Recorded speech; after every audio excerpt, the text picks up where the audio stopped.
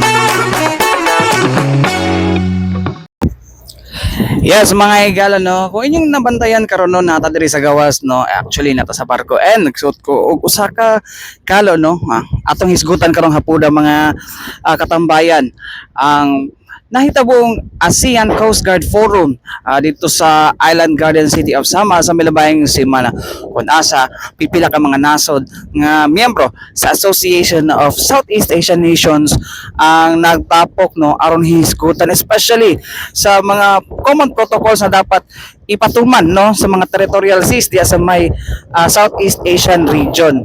And kato nga nagbunga ang maong ilang mga panagsabot no kung unsa dapat nga protocols especially sa implementation sa mga maritime laws o ginatawag na to nga international maritime laws and conventions no aron nga isa lang ang aksyon sa tanang Coast Guard sa tibuok Southeast Asia mga igala.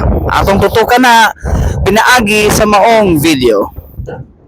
So unang higayon sa Davao Region, nagtapok ang mga opisyal sa Coast Guard, ingon man Maritime Law Enforcement Agencies sa pipila ka mga nasod sa Southeast Asia alang sa gihimong ASEAN Coast Guard Forum diha sa Island Garden City of Samar, Davao del Norte ni adtong Hunyo 5 hangtod 7. Tumong sa mga panagtapok na may hisgutan kung paunsa maimplementa ang mga international laws, ingon man maritime laws diha sa kadagatan sa Southeast Asia. Sa speech ni Philippine Coast Guard Commandant Admiral Ronnie Hill Gavan nga importante nga mahisgutan kini kauban ang mga nasod sa ASEAN tungod kinahanglan magkahiusa aron madepensahan ang territorial waters sa mga nasod ni ini. The delegates from Cambodia, Indonesia, Laos, Myanmar, Singapore, Thailand, Vietnam, and all other members of ASEAN, your presence here is indeed a testament to our dedication to regional security and cooperation. It exhibits a unified front in addressing the challenges that confronts our waters. Members of the Association of Southeast Asian Nations are connected to each other by the bodies of water that link our shores and forge a network of interconnected sea lanes that facilitate trade, travel, and tourism. Between our nations are vast seas that bustle with activity. Local fisher folks, cargo ships, and even passenger ferries travel through our common waters. Our seas are our most important resource and our timeless link to one another. We do not see the seas as boundaries that mark territory, but rather as bridges that connect different cultures and ideas in an increasingly globalized world. As a key resource, our seas must always be kept safe, secure, and free from dangers. Stability in our seas is key to stability in the region. With this, it becomes apparent that the role of the Coast Guard becomes increasingly more crucial to the security situation in the region. It is our burden to create balance and harmony and to form a united front against those who try to disrupt the peace and stability in Southeast Asia. We are invincible. We can achieve our objectives quicker and much more convincingly if we are together.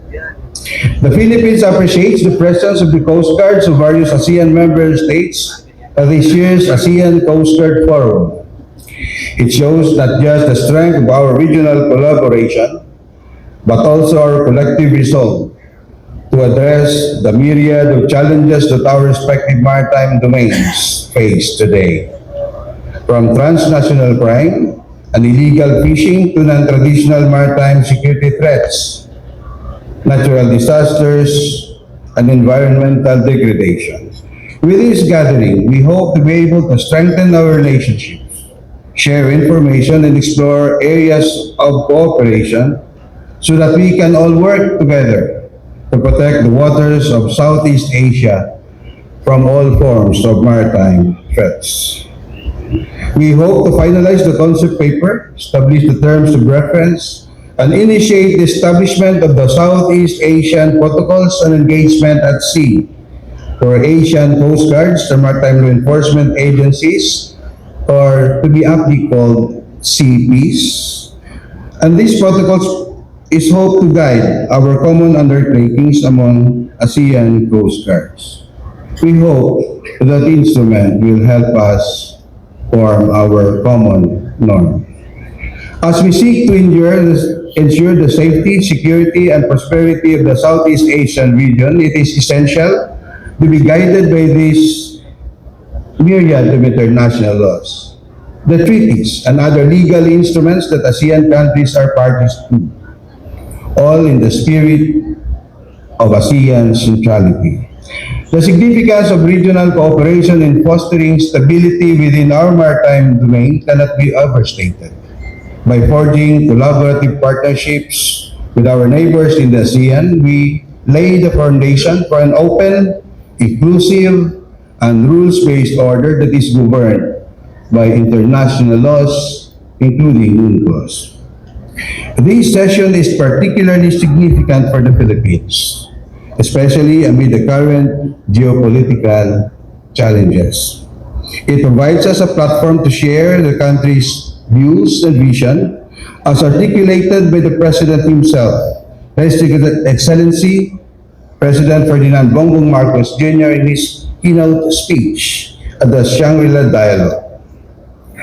Accordingly, our guest of honor, the Solicitor General of the Republic of the Philippines, will deliver the keynote address to underscore these critical points. He plays an important role in upholding justice and in ensuring adherence to the rule of law within our nation. In the maritime context, his work has been crucial in shaping legal frameworks that protect our sovereignty and promote peaceful cooperation among nations.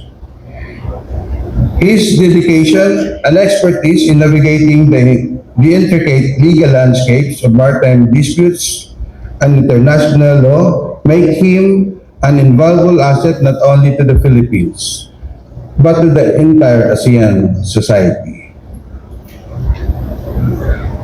It is the reason why we specifically requested for the Solicitor General to be our guest of honor and speaker today. And we are indeed fortunate to have him as our distinguished figure today. Thus, without further ado, please join me in welcoming the legal representative of the Republic of the Philippines, the number one lawyer of the government of the Republic of the Philippines, the Solicitor General Menardo Ilasco Guevara. Sir. Sa atong pagbalik, atong paminawon ang pahayag ni Solicitor General Attorney Menardo Guevara ilabi na sa isyu sa West Philippine Sea human lang sa mga importanteng pahinumdom.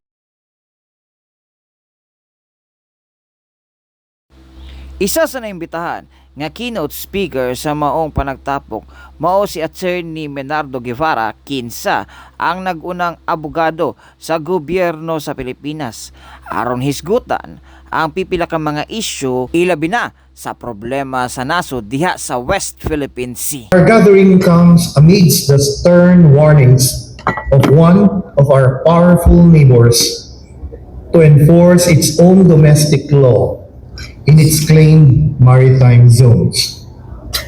It warns of arrest and imprisonment through mere administrative processes for citizens of our states who engage in lawful activities within those claimed zones.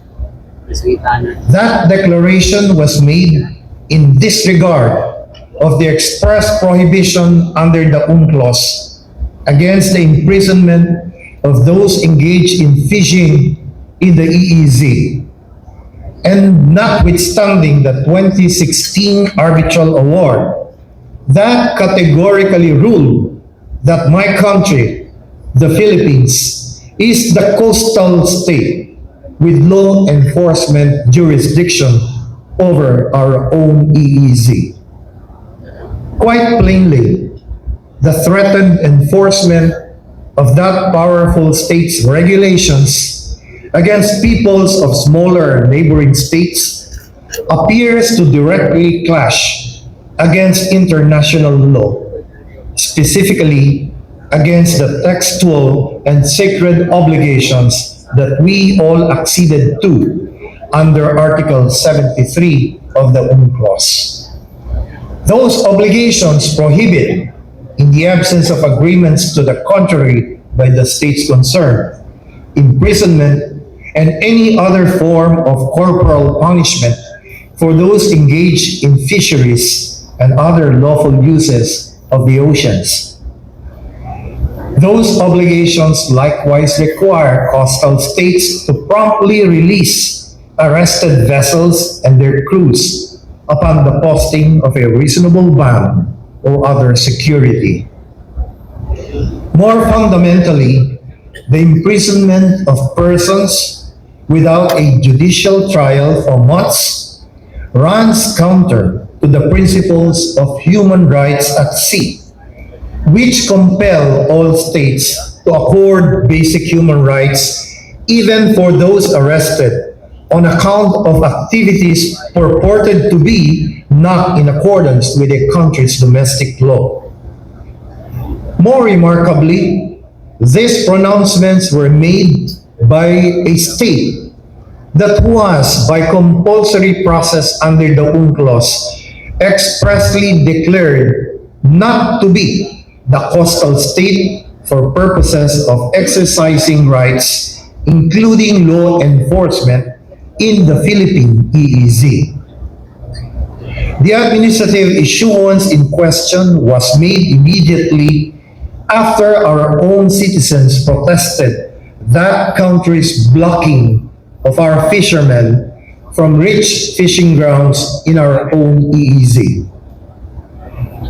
This has led our own president to declare that the enforcement of that foreign law against our citizens is unacceptable to the Philippines, and that our government and our Coast Guard stand ready to defend every square inch of our maritime domain and to protect our people against threats to their safety.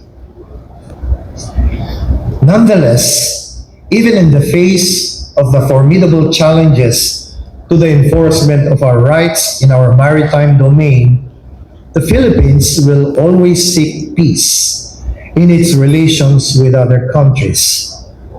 Peace and adherence to international law are values that are written large in the Philippine Constitution, where we have expressly renounced war as an instrument of national policy, adopted the general accepted principles of international law as part of our domestic law, and adhere to the policy of peace, equality, justice, freedom, cooperation, and amity with all nations.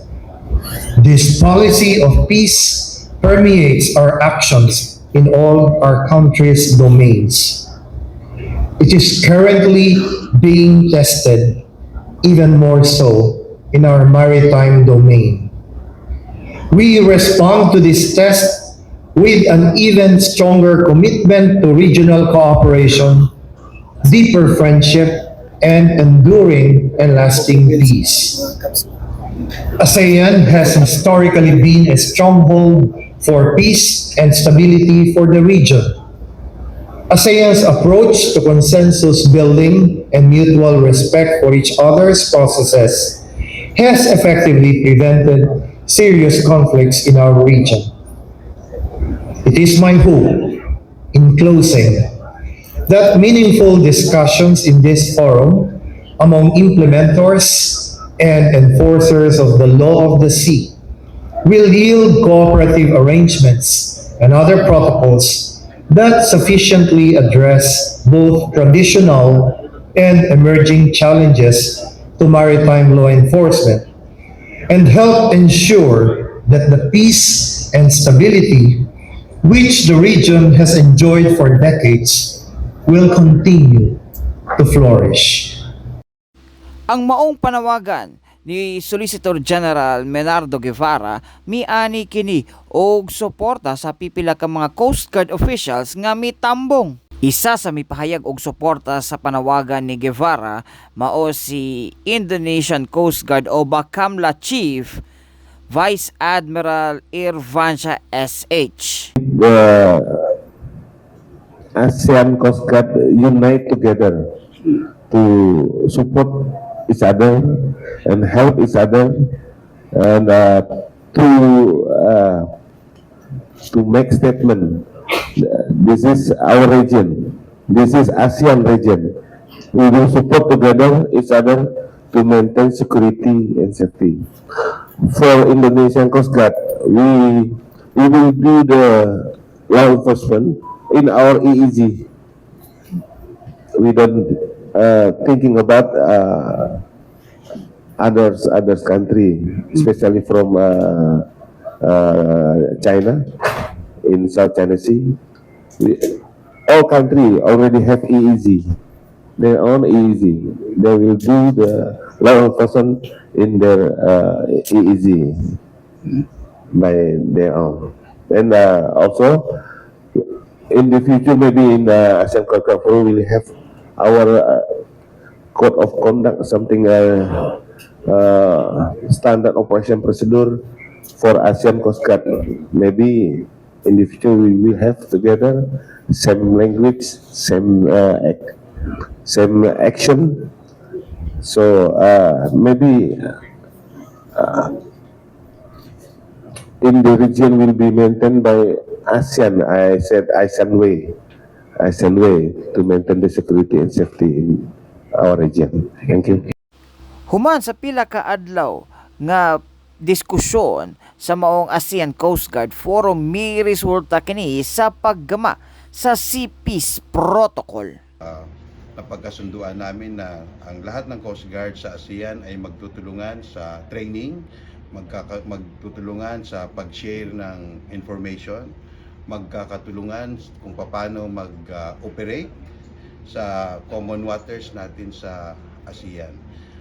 At para mas ma-implement, for example, yung operational cooperation, napag-usapan namin at nagkaroon kami ng initial na consensus subject to the internal processes din ng mga member states na magkaroon ng common protocol or common na guidance kung paano mag-operate yung mga Coast Guards sa Southeast Asia. At ito'y tatawagin nating Southeast Asian Protocol on Engagements at Sea for Coast Guards and Maritime Law Enforcement Agencies, or in short, tatawagin nating CPEACE.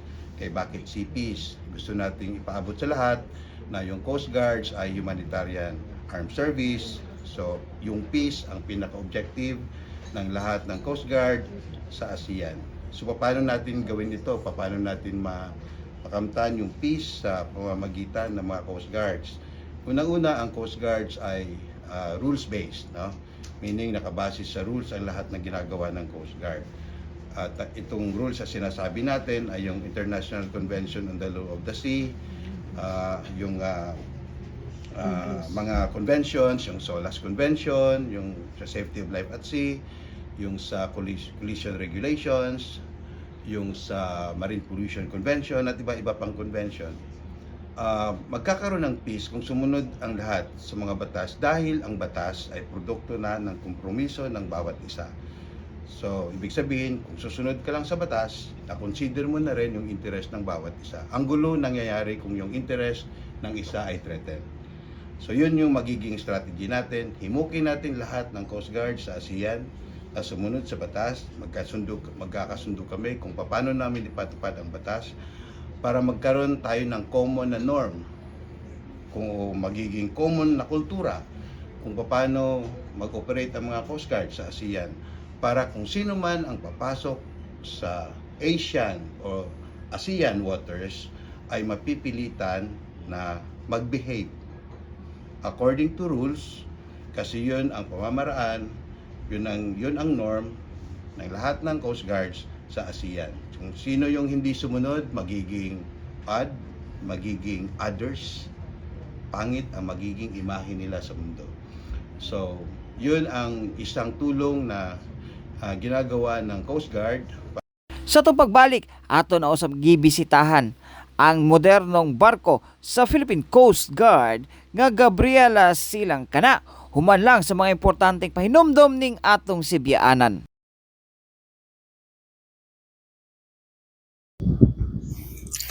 Okay mga higala, karon balikan nato no, since na atong background karon nata diri sa barko no, sa BRP Gabriela Silang mga higala. Atong balikan no, since first na gani ato anang ato aning nasulod na ni Shelper. Napay ubang mga lugar nga wala pa nato na libot dinhi sa maong barko no. So karong takna ano, atong libuton balik ang BRP Gabriela Silang sa Philippine Coast Guard no, pinaagi niining maong video. Hi. Oy, wow. Sangit ka, sir. Hindi na daw ko paulion. 5 years na ko dire. Ang 5 years na po ko dire. Ay, wow. Pag-start up ni Gabriela, napanood naman ko natin kanina. Si Gabriela silang from France. For sila makalating ng Philippines po, hindi mo sila ng Malta, Italy, Sri Lanka, and Greece. Kung maalala ko po, parang nasa 2 months ata bago sila nakarating po ng Philippines. Since nagtagal po sila, parang nag 1 month po ata sila sa may Malta. So ito po yung mga personnel po na kumuha ng barko dun sa France.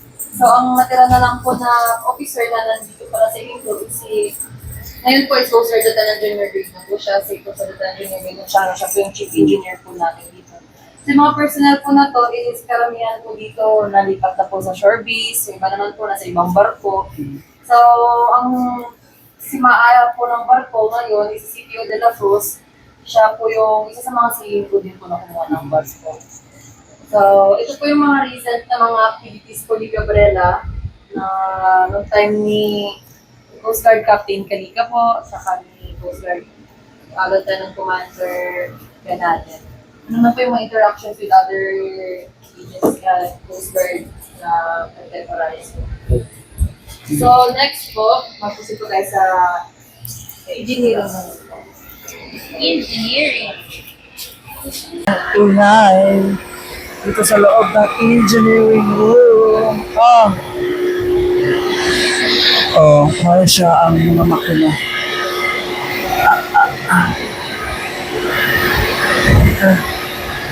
Ito yung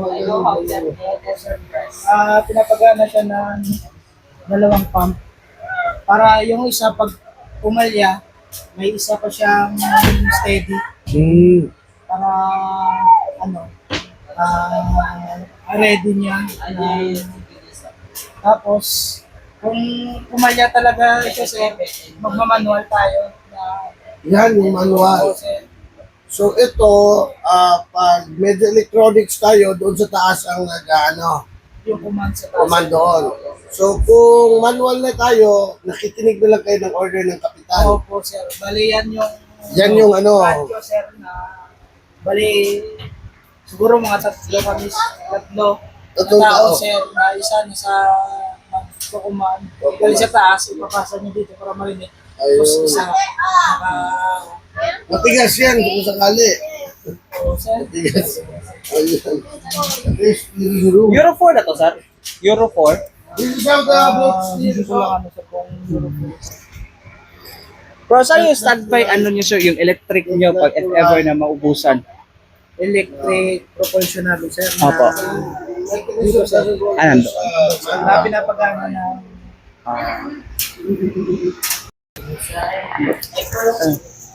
Next na to, sudlan ang diving room. This is the... So nakita niyo po kanina dun sa video po. Ayan po. Ito yung hyperbaric chamber po natin. Yung nag-ooperate lang po nito is meron lang po talagang hyperbaric doctor na allowed lang na mag-operate po nitong gamit. So may doctor standby dito, ma'am? Or Sa- hyperbaric? Sa Sa ship? Coast Guard meron naman po tayo ng Or dito sa ay, wait, tinitrain po. May mga tinitrain po tayong doctors po. From France po, may pinadala po silang nag-train ng ano na. This is also from France, ma'am? Long Yes po. hyperbaric chamber? Built-in na po siya nung kinuha po yung barko. Built-in. Pumapasok dito. Ito po yan. So, this is the hyperbaric chamber, mga katambayan, no? So, mo ni siya pagkuan ka, tawagan ni. Pag malumos ka, or nakuan ka sa katong mga, unsa ni, katong mga nakuan sa mga, for example, mga sea-related incident, no? Kada mga barko nga nalunod. Tapos, kung napay survivor, din yung ginapasulod, no? Para makuan pa, no? Tawagan ni, maluwas pa sa maong kuan. So mga puli ang mga kuan, no. Mao ni ang mga kagamitan nila for firefighting o uban pa. So mao ni siya ang kuan sa ilahang diving room, no. So nasa diri mo siya CT scan pero mo na siya isulod ka diri aling nga chamber para matanggal tong mga nitrogen ba to? Nitrogen and kuan maubusan ka og oxygen kung dili ma-normalize mo hang kuan din so mo na siya ang sulod sa maong hyperbaric chamber. Or kung yung civilian term po, para siya yung clinic, parang Clinic. Ang tawag dito, ma'am? sick bay po. Sick bay. Yes po. So dito yung kung may may May mga during emergencies po, tapos may kailangan po tayong mga for medication po ng mga na rescue, dito po natin sila ilalagay. For the meantime, bago po natin sila i-turn over sa mga naka-standby na limbawa po, dumagdikit na po tayo, may mga ambulance na So, ginagawa to ma'am during search and retrieve rescue operation sa dagat. Yes po. Pag during emergencies po, kapag kailangan po talaga ng may medical na kailangan gamutin, kasi during underway po natin, meron po tayong mga sinasamang mga doctors po, tsaka mga nurses. Gaya ng sinabi po kanina ni operations officer. Pag may po. operation. Example ng mga Yes search po. and rescue like bagyo. Bagyo. Yes po. Tapos kailangan ng medical treatment po, dito po natin sila i-accommodate po. So meron naman po tayo dito po sa likod, nandiyan naman po yung mga kailangan nila mga gamot or kahit na mga equipment na para Ito'y always ganito, malamig, naka-on talaga ito all the time. Yes po. May sarili din po ditong CR para hindi na po sila kailangan lumabas-labas. Tapos, yun. Malit lang po siya pero Ito, kaya naman po accommodate ng mga yes po. patient, emergencies. Yung kanina po, yung meron po kaming one time na medical evacuation po doon sa isang commercial vessel, yung German. Yan, dito po siya Dito nila. yun. So, ginagamit for medevac din. Yes. Pag ano po, dito po talaga yung clinic ng barko po. So pag kailangan gamutin, dito po talaga lahat. Ganun po. Sa tawag po namin dito sa barko po is sick bay naman po. Sick bay. Sick bay or / clinic. Parang clinic na po. Ganun. Hospital sa isa sa barko po. So, Ito po papasilip ko lang po ng saglitan po kasi ginagamit po kasi for the meantime po. Since ano po kasi kami, all aboard po kami. Ito po yung survivors room po natin na kaya mag-accommodate ng 35 personnel naman po. Napupush pabalik. Yes po. Yung May mga chairs po tayo. Parang ano po to siya, parang aeroplano po totoo kasi. Pero for the meantime po, ginamit lang muna siya na pahingahan ng mga tropa po natin. Isa rin din po ditong TV, CR, for their comfort din naman po. Ang survivor area po natin is kayong mag-accommodate ng 35 na marirescue po natin. Pero kung kulang pa po yun, kaya pa naman pong magawa ng paraan.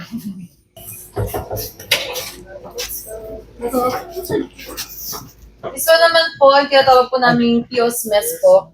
Dito, sa mga non-officers po natin, divided po yung rooms, yung parang wardroom nila, yung kainan po nila. So this room naman po is intended for the senior non-officers naman po. Lahat ng mga PO3 pataas po, dito po sila kumakain. Sa mga senior non-officers po yung dito na kumakain. Tapos for their comfort po, may sarili silang lunch, may sarili silang TV, may sarili silang dispenser, para kung gusto po nila magpahinga during vacant time po nila, meron po silang area or space po dito sa barko. Kung gusto po nila mag-video, pwede po nilang gawin dito. As long as di po sila nakaka-istorbo sa ibang Parang ba sila nuisance ordinance? Mag-observe din naman sila pag gusto nila magpapakain. Okay. So, may sarili din po sila.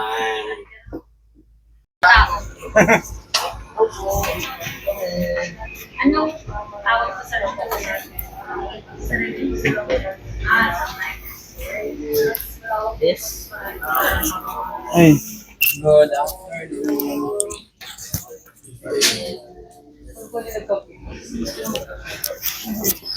So, ganun din po dito, meron din po sila sarili nilang TV, kabilaan po. Para habang nagpapahinga po sila during their vacant time po, hindi po sila naboboard. Opo. May ano naman.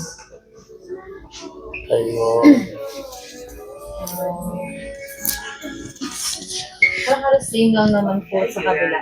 Yung laki lang po yung This is for the officers, ma'am. No po, this is for the junior non-officers. Junior and officers. So, next po natin is, mamamaya po, pupunta pa natin sa officers naman. Come here! Gale. Gale! Gale. Oh, pasta. Dito po pinag-prepare po yung mga foods po ng work. May mga personnel po tayo. Anong menu ngayon? Beef nilaga. Okay. O, di ba? Biglang nagutom.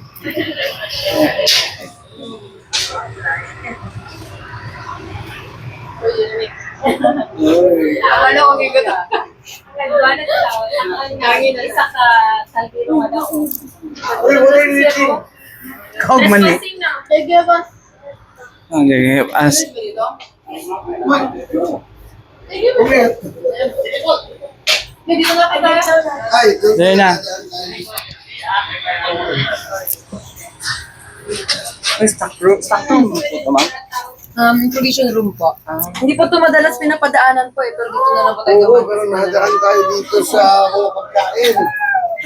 So this is the provision room naman po. Provision room. Dito po natin yung Maraming kulang, ma'am. Oh, wala ng itlog.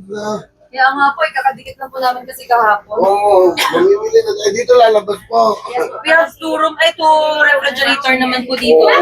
This one is para sa mga gulay and this one naman po is para sa mga karne. Sa mga Tapos yung iba naman po may cover dito na po sila sa labas, ina-arrange na. Ayun. Sorry. So kaya po natin mag-store ng, as of now po, ang tini-store po natin is mga for 15 days. Ganun. For 15 days to food. For 15 days. O diba, first time naka-ano tayo sa Oh, we're going out now. Sa diving room yan? Just pa naman po, tinatawag po nating officers country po. So ito naman po yung area or space po kung saan po yung mga officers po natin nag-i-stay. Yung mga cabins po natin dito, good afternoon sir. Yung mga cabins po natin dito is po mga in-occupy po ng mga officers po natin dito sa barko po. isa na siya. Yes po. As of now, sir, wala kaming bakanting room for na para ma-showcase po. Pero sa brief, ano po, is yung mga rooms po natin dito, Meron dalawang higaan po, and may dalawang chair din sila, and may each room po is may naka-built-in na din na CR, tapos TV naman po. And the table po for kung may mga paperworks, may mga ganun. So malawak po yung room po natin dito sa officer's country naman po. Ayan, this is the officers. So next naman po is the wardroom. Dito naman po kumakain yung mga officers naman po ng bar. When you become an officer, Okay. Pagsabi ng food, naghiyawan ng lahat. Oh.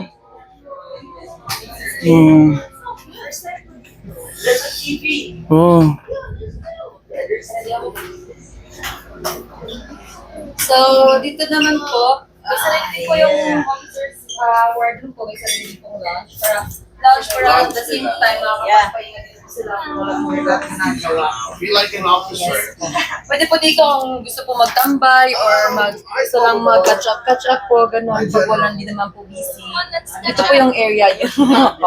Tapos pwede po mag-video if gusto mo. May type ka na po, sir. Let's hang out. So, baka may gusto pong mag-coffee, ano po kami ng coffee. Coffee. ba lahat? So mo to mga higala no, ang unang episode sa atong bagong version sa atong Tambayan kada hapon. Ang Tambayan sa Radyo Pilipinas. Hangtod sunod pohon, daghang salamat ug mayong gabi kanatong tanan.